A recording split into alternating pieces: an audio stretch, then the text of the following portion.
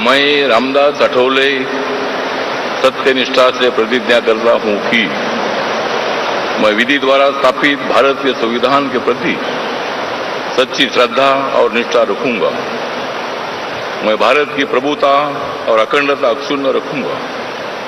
मैं संघ के राज्य मंत्री के रूप में अपने कर्तव्यों का श्रद्धापूर्वक और शुद्ध अंतकरण से निर्वहन करूंगा तथा मैं भय या पक्षपात, अनुराग या द्वेष के बिना सभी प्रकार के लोगों के प्रति संविधान और विधि के अनुसार न्याय करूंगा।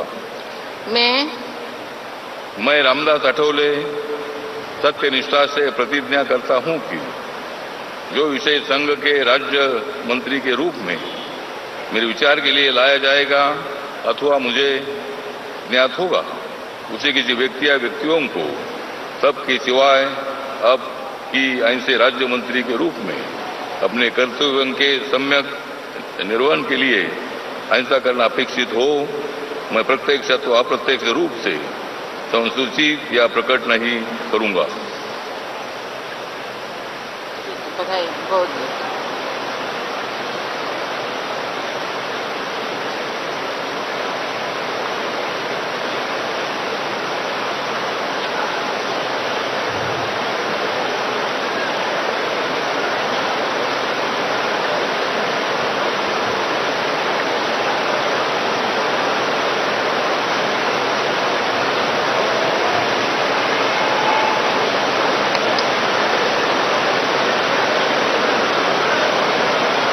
श्री रामनाथ ठाकुर।